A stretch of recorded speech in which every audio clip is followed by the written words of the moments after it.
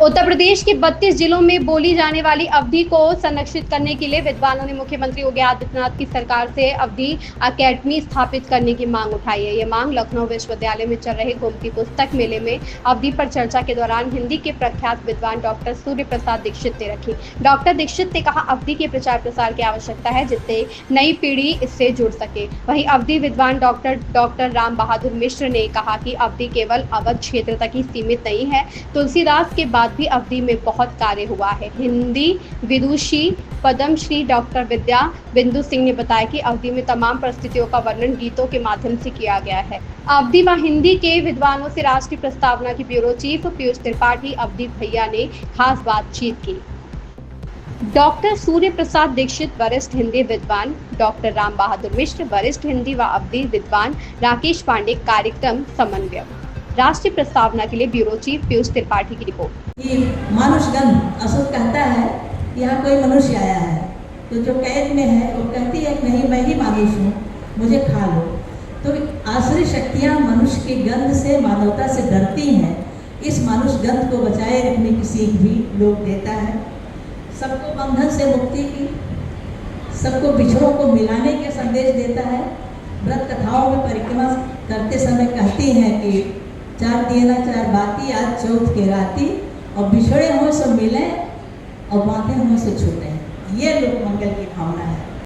और परिदृश्य और अवधि वर्तमान यहाँ तक कि 21वीं सदी में भी काय चलती है।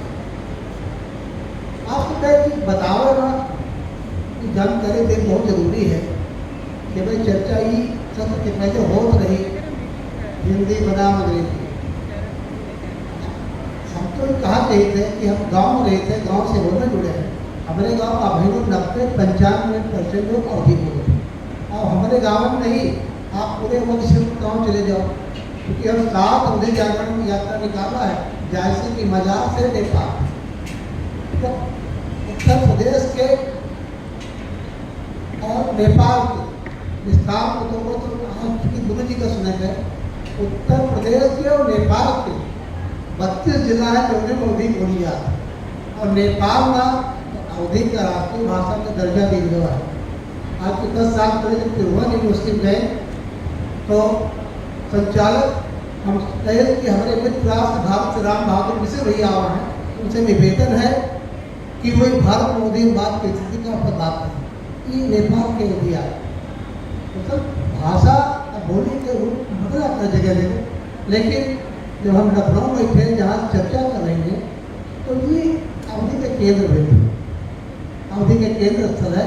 अभिया में कार्यक्रम अवधियों का ये बहुत महत्वपूर्ण काम था।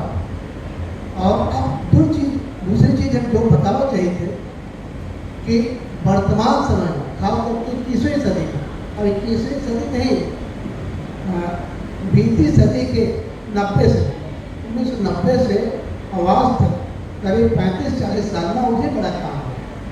मतलब एक बार चित्रकूट गया है, उसमें तो कोई विवाद ही नहीं है। जितने कभी हुए, मुल्ला दाऊद पहले कई माने जाते हैं। ये 11वीं शताब्दी उत्तरार्ध कवि थे। चंदायन नामक पहला महाकाव्य हिंदी और ख़ासतौर से अवधी का पहला महाकाव्य चंदायन ही है, प्रेम कथा है। उन्हीं के साथ साथ कुतुबन जिन्होंने मृगावती लिखी, मंझन जिन्होंने मधुमालती काव्य लिखा, आलम जिन्होंने चित्रावती काव्य लिखा, कासिम शाह जिन्होंने हंस जवाहर लिखा। राष्ट्रीय प्रस्तावना ग्रुप के चैनल आरपी न्यूज में हम आप सबका स्वागत करित है। आज हमारे साथ हिंदी के बड़े विद्वान डॉक्टर सूर्य प्रसाद दीक्षित जी हैं, जो यहाँ गोमती पुस्तक मेला में आए रहे हैं, और यहाँ एक बड़ी महत्वपूर्ण चर्चा भाई अवधी के बारे में।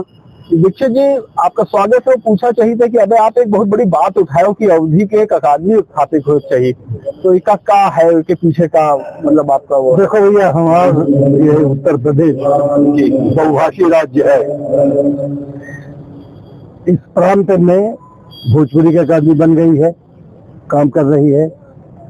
सिंधी पर भी काम चल रहा है, पंजाबी की भी है। बाकी कागज में लिखी रह गई है अवधी और ब्रज और बुंदेली, ये 3 अकादमियां।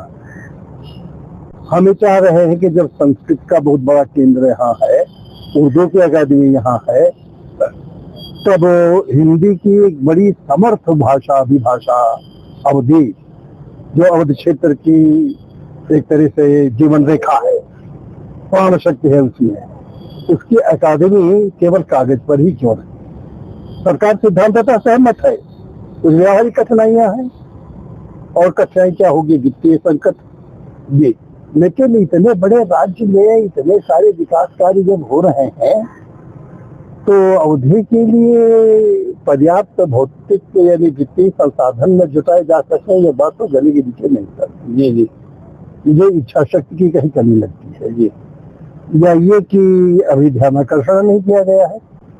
तो मैं आपके माध्यम से जो समर्थ व्यक्ति यानी निर्णायक प्रशासक हैं, मुख्य रूप से मैं माननीय मुख्यमंत्री जी से अनुरोध करना चाहूंगा कि इसको कागज से व्यवहार क्षेत्र में उतारने की कृपा करें।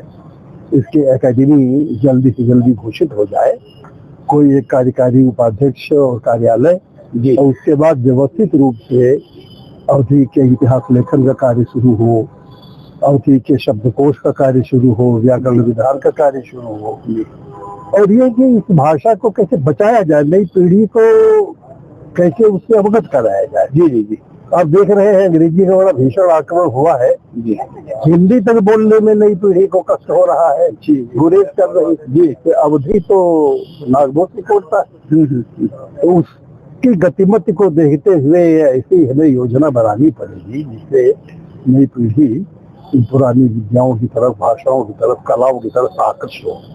यह अपनी प्राचीन भारतीय सभ्यता को बचाने की सबसे बड़ी मुहिम। आप इसे सहमत हैं ना?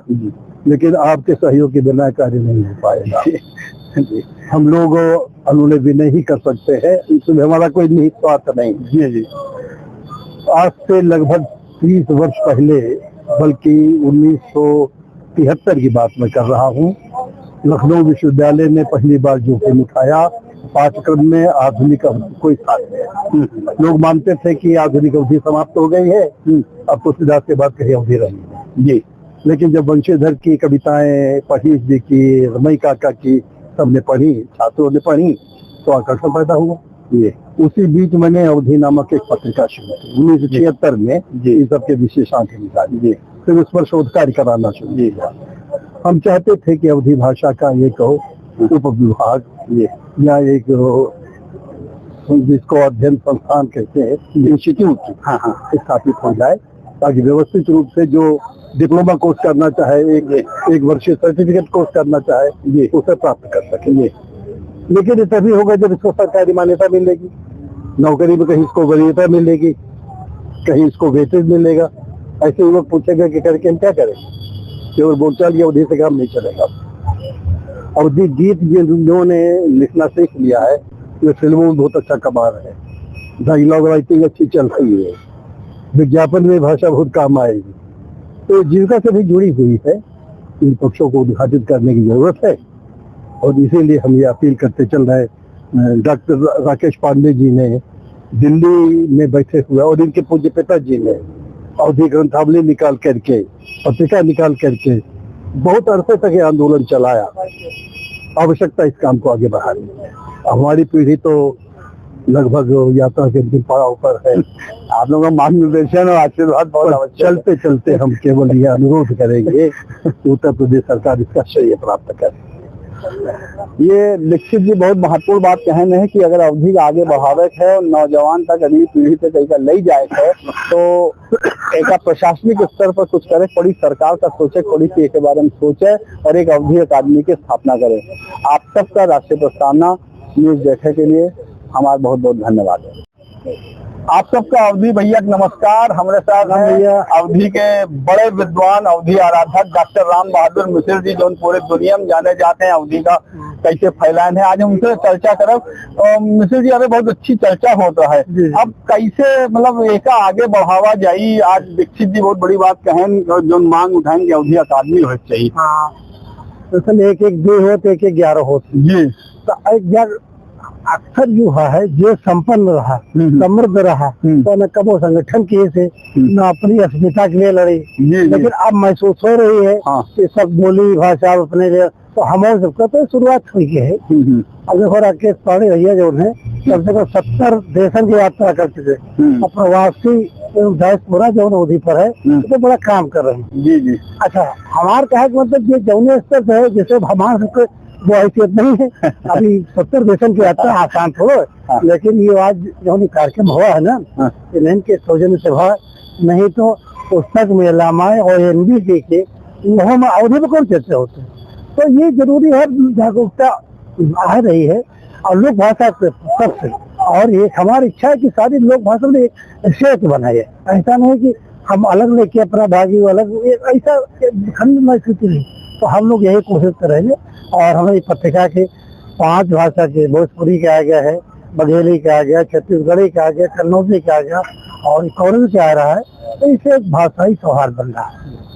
धन्यवाद गुरुजी, आप बहुत अच्छी बात बताए हो कि भाषाई सौहार्द बनाने की जरूरत है और कैसे अभियान आगे बढ़ावा जाए। 70 देशन में पांडे जी गए हैं और तमाम इस तरह के विद्वान और लोग जब जुड़े तो उम्मीद है पूरा कि आगे हम जो एक सपना है अवधी अकादमी बन जाये, और जब अवधी अकादमी बन जाये तो हमारी अवधी भाषा का विस्तार और तेजी से हो पाई। आप सब हमारे चैनल राष्ट्रीय प्रस्तावना का तरह देखा तो बहुत बहुत धन्यवाद। नमस्कार, राष्ट्रीय प्रस्तावना के सब दर्शकों का हम स्वागत करीत है। हमारे साथ राकेश पांडे जी हैं। आज यहाँ गोमती पुस्तक मेला में एक बड़ी महत्वपूर्ण चर्चा रहा है अवधी के ऊपर, उसका समन्वय और संचालन करे रहे पांडे जी। अब हम आपसे पूछा चाहिए थे कैसे बढ़ी अवधी, अब दीक्षित जी बहुत बड़ी बात कहें आपका अवधि का बढ़ावे पड़े, अवधि वालन का लगे पड़े, अवधि वालन की अपनी भाषा की अस्मिता का पहचाने पड़े कि हम लोग अवधि वाले ही, जो सबसे बड़ा संकट जो तरफ आपकी बात का इशारा है कि हम सब जो अवधि वाले ही, वैसे अब हम सब अपने बहुत ढेर नहीं पूरी जनता नहीं ना कि हम लोग अवधि वाले ही। अब जो है जो भाषाई संकट हर भाषा के ऊपर है और हमका लगे अवधि के ऊपर कुछ ज्यादा है, जबकि ये बहुत गनीमत है कि जितना हमारे ये रामचरितमानस जो धार्मिक ग्रंथ है जो कि घरे घरे में पढ़ा जाता है, उसके बावजूद नई पीढ़ी नहीं जानते कि हम रामचरितमानस और हनुमान चालीसा के पाठ करते ही उनके भाषा अवधि है। तो सबसे पहले तो जो महतारी बाप आए आज के, और वह अपने बच्चा का अपनी जो समकालीन पीढ़ी है वो सचेत है कि अगली पीढ़ी का बतावे कि, और हिम्मत एक बार चाहिए कि जो हमारे सबके अवधि के साहित्य है, जो हमारे सबके लोक विधा है, जो हमारे धार्मिक के अलावा जो और साहित्य रचा गया है, कहानी का कथा कहानी कविता उनका सबका पढ़े, और जब तक वो साहित्य से परिचित न हुए तब तक अपनी छाती का पहचान न पाई है। ये बहुत जरूरी है कि अपने लोक साहित्य का, अपने धार्मिक साहित्य का जो भी तरह के हमारे साहित्य उपलब्ध है अवधि में उससे परिचित हो। नई पीढ़ी भी जो वर्तमान पीढ़ी है पुरान होती है वो भेज नहीं जनतन वो सब समझाएगा। धन्यवाद पांडे जी, बहुत बढ़िया बहुत नीक बात बताए हो। हमका लगे हम सब मिल के जब आप लोगन का और सबका साथ मिली तो हम लोग अवधि का उठा ले जाए। हाँ जी, तो ये तो बहुत जरूर अब मतलब मंचो बात में दिखी है जो अवधि के साथ ऐसे लागत है जैसे कोनो षड्यंत्र चलता है, एक कहा नहीं चाहिए, लेकिन वो ये निकला था बात, क्योंकि जो तमाम अकादमी लखनऊ में हो के बाकी भाषा के अकादमी हो सकती कोनो विरोध नहीं केहू के, लेकिन एक बात की पीड़ा जरूर है कि जौन माटी में खड़ा है, जो हिया की माटी की भाषा है, जौने पे आज राम राम पूरा दुनिया करती है, राम मंदिर बन गया अयोध्या में तो राम ही राम है, और वह राम के अवध के भाषा अवधि के यहाँ अकादमी नहीं बनी, बाकी सबके बन गए। धन्यवाद पांडे जी बहुत अच्छी बात बताए हैं। अब आगे हम चर्चा करब और विद्वानों से यही बारे में कि कैसे अवधि का आगे बढ़ावा जाए।